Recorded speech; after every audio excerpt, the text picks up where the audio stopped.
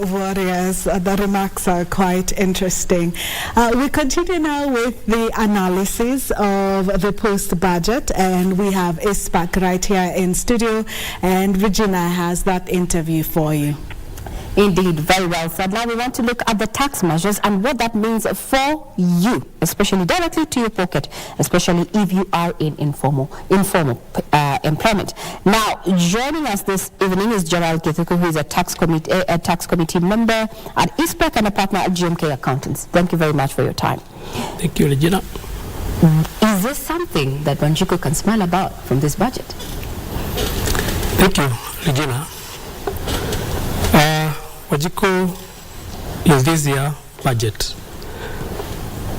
very few we can pick. Let's name them. Is the drop in the ocean. Okay. So if you look at the analysis, if you look at the affordable housing, it's being imposed on formal sector. So most Wanjikus are in formal sector. So that means they will not be under the threshold of the housing levy. Mm-hmm. So that means that the contribution by formal sectors will help Wanjikus to afford affordable housing. You look at zero rating, LPG. LPG, the VAT has been reduced from 8 to 0%. So this is accessing, it's trying to minimize the use of shako by Wanjiku. It's trying to encourage green energy. And of course, it's now zero rated. That means even the producers of LPG will, of course, be able to reduce the cost of the product. So from the top of your head, that is what we can say that the ups as far as Wanjiku is concerned. Yeah, there is also another one. You look at the tea that is sold at the factory level. Yes. Currently, the VAT, it has the VAT price. But the proposal to remove the VAT on the sale of the tea at the factory level, that means the product is going to be affordable by Wanjiku. And of course, even the issue of the reduction of extra duty on transfer of money through the cellular phones. So of course, they're going to minimize the cost of mobile money transfer. Mobile fund money. Now let's look at the downside, and I want to look at what was proposed there, and this is, the introduction of a two-tax band there. And I want to go back there because it's now a two-tax band of 32.5% for monthly incomes between 500 and 800, and 35% for incomes above 800,000 shillings. If you look at the demographic in terms of those who are in formal employment, well, it's a drop in the ocean. So we're not likely to see the much overall impact that, actually this tax band. But then let's look at the tax band within those who are earning a gross of 150,000 shillings in regard to this particular new taxation. The issue of pay as you earn band. Yes. The expansion of the band now does 5 bands. It has 10%, 25%, 30%. So those who are earning over 500 to 800 is at 2.5%, and over 800,000 35% is 35%. If you look at the ratio of Kenyan employment, most of the employees are earning less than 150,000 shillings. So, and this employee, we look at they are up to 388 bands. So if you look at the one now earning over 800, these are people who are earning quite substantial amount of money. But the question is, what is the percentage? Is it a significant item that can generate revenue in this country? That's the question, can it? Will it? Where I'm studying is not. Because very few people, it's only the wealthy people who are in that tax band. And these are the people that they have got other obligations. These are people who are, their kids are in very expensive schools. These are people that are having medical schemes and all that. And these are people that you find that is a very insignificant level of employment that can reach the mark, whatever the objective. Yeah. We'll take a quick breather, but when we come back, we're going to be looking at other income tax measures and how they'll directly affect what you earn. We'll be back.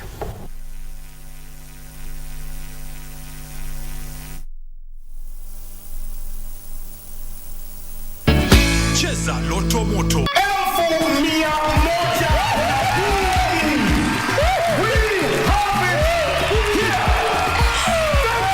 majina naitwa Alex Oduor, natoka Kamulu. Na show leo imekuwa poa. Nilikuja na confidence nikijua naenda kuwin. Na nimewin 100,000 days hapa. Wale wanacheza Loto Moto waendelee, nikitia ukweli. Loto Moto, endelea kucheza kila siku. Usisahau kucheza Loto Moto. Shinda milioni 2 kila siku kwenye M-Pesa. Chagua lipa na M-Pesa. Paybill number weka 757070. Account number andika neno Loto. Weka kiwango chochote cha pesa kuanzia shilingi 50 hadi 2,000. Lipa kisha subiri draw. Welcome to East Africa. This is Safari Rally Kenya.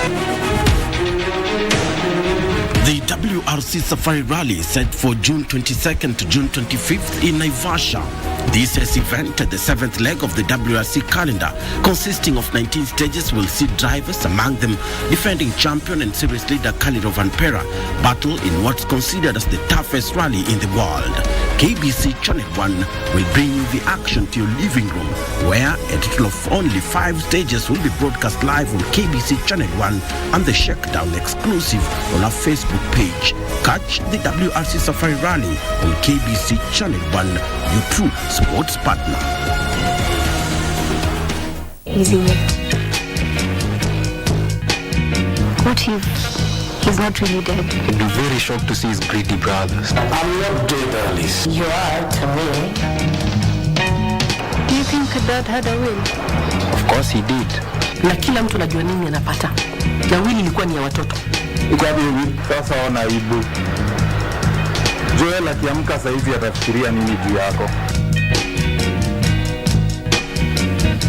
Mom needs you guys now. You know by now she's very vulnerable and gullible, I must say. I need you to do everything in your power to get back with him. What's in it for me? Getting your husband back, of course.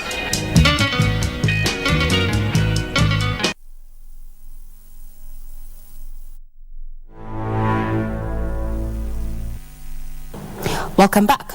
Now, as we're talking matters tax. Now, the proposed budget, the introduction of a 5% of withholding tax when it comes to the gross payment in regard to digital content monetization, as well as the introduction of a digital asset tax of 3% on the value of digital assets transferred. We're talking about Bitcoin crypto.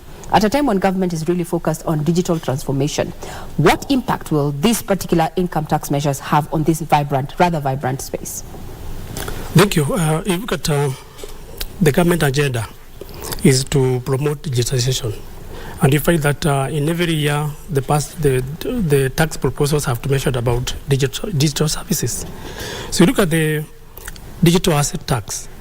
This is a new tax that has been introduced in the country. We have been having the issue. We have having this asset. These are asset on cryptocurrency, for example. Yes. And this is a new tax that has come in. And if you look at the Kenya Kwanza government, one of the initiatives is to expand the tax base. Okay. This income was untapped before. And now they are saying that if you are in this business, or if you are dealing with cryptocurrency, then the excise tax of 3% will be imposed on that. It's a way of trying to generate revenue and try to ensure that the economy is sustainable. Do you think this will discourage those who are already in this space and those who are looking to get into this space? I'm looking at it a flip of the coin, because here is the person, the creator. He wants to promote his business, and the government on the other side. The government don't collect revenue. And one principle of tax is equity. Equity. Let everybody pay tax, but in accordance to his ability to pay. Now, talking about equity, it seems that the gaming sector is also now betting, and gaming is a low-hanging fruit. We can say the proverbial sin tax area now there. We've seen the introduction of a 15% excise duty on fees charged on advertisement of alcoholic beverages, betting, gaming, lottery, and prize competition. This is meant to discourage consumption. Do you think it will? I think it will. Sure. Okay. Because you look at it, the initiative is to discourage advertisement of alcoholic products, and once the tax is imposed, it's going to minimize consumption of that particular product. But then look at it this way: these platforms that have been advertising, one of them is the broadcast platform. You know, print, traditional media. These are some of the advertising companies. What then does this mean for, the corporate aspect of this particular, having this particular excess duty? Okay, the corporate aspect I'm looking at is going to increase the cost of production. True. Because once you impose 15%, the cost of this production will be able to go up. It's going even to affect now the consumer of this particular product. But of late, as you're saying, of course, the government is trying to impose on betting and gaming. And you remember there was also now the introduction of the gaming, the withholding tax on gaming. Yes. The excise. Exabu, yes. Yeah, it's from 7.5% to 12.5%. The government was also intending to redefine what they mean by winning. So it was a way of trying to ensure that they try to maximize the revenue on betting, because it's addictive. And once it's addictive, the government is sure that it's going to collect revenue on that. Now, government has been pushing and saying that it's going to create a conducive environment for local manufacturers to increase their output. Looking at the budget in its totality, do you think that this particular proposed budget has done justice to the manufacturing sector? I'm looking at the manufacturing in incentives. Yes. Because I'm looking at there was an incentive. There is a proposal there's a proposal to claim diminution allowance. So those people are in manufacturing and they have got simple equipment. They can now claim 100% diminution allowance on that product. It's going to, of course, increase. It's going to ensure that the tax is minimized. There's also the issue of industrial building allowance. That if you construct a industrial building allowance at 10%, you can always claim. So I'm hearing you're saying that there's something at least for the manufacturing sector. Absolutely. Now, also in this particular presentation, we had the CES also mention that a proposal to increase the Hustler Fund by another 10 billion shillings. What will this do to, in as far as access to credit by MSMEs is concerned? Oh yeah, there was that proposal to increase the Hustler Fund by 10 billion. Yes. But I think the question I would ask is maybe what is the uptake of whatever has already been appropriated by the government. Yes.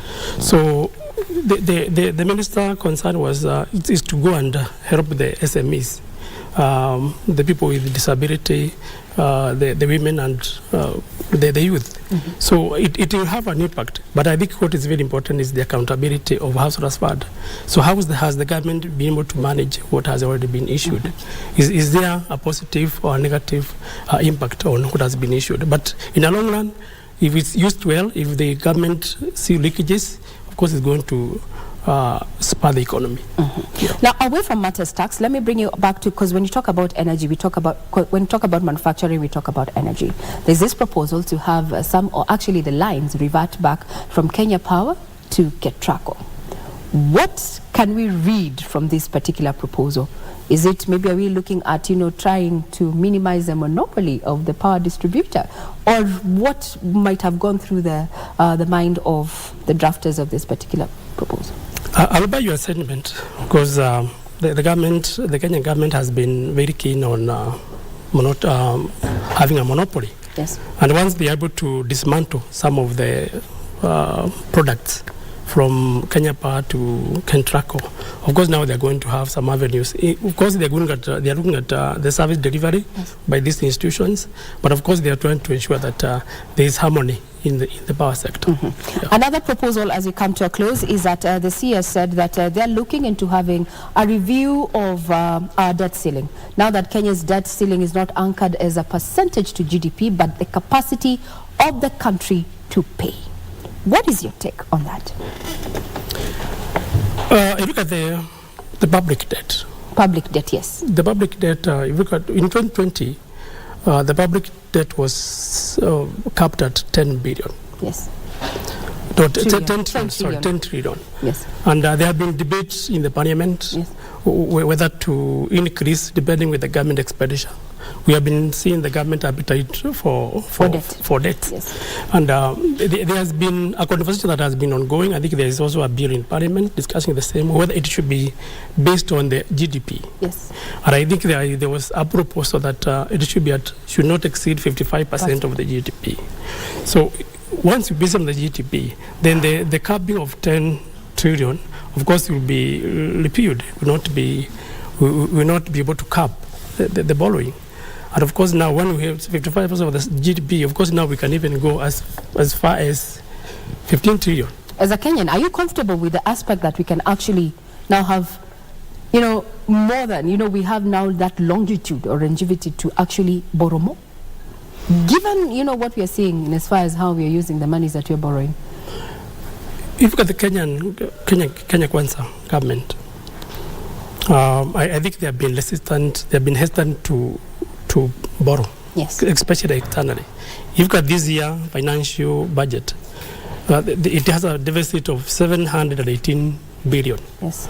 And if you look at out of that proportion, the government intends to borrow only 181 billion. Yes. And the 536 locally. Yes. So they are going to streamline because they have learned their own lesson. The cost of this debt, like in this financial budget 2023, they are going to pay. I think the amount of loan. Yes, will actually, be around 986. Yeah, so they are already also they have decided now to try to mobilize their loan locally, and of course they're going to be a bit cheaper. Yeah. As we close, one word: is this budget good for Kenya or not? As we close, Githuku. I would say it's a moderate budget. It's a moderate budget because if you look at the proposals that were there before public participation, the government has listened to Wajiko. We have seen some dropout of very many proposals, like the 20% deposit before you make an appeal. There was also housing, although there's a lot of debate about it, there's reduction from, so beauty products have been reduced. So I would say that the government's objective is to collect tax. And of course, there's no way a taxpayer or a citizen will be happy when the budget is closing. So I would say it's moderate. We have seen a lot of modification from the original, from the initial proposal, and now what we can read today. Okay. Yeah. So it's positive. It's a mixed bag. It's a mixed. So far, it's a mixed budget. Okay. Yeah. A moderate budget. That says our guest tonight is none other than Geralg Githuku, there, a tax committee member at ISPAC, as well as a member of the GMK accountants. That puts a cap on this evening's conversation, but we're not done in as far as matters of Prime Edition is concerned. Sports coming your way.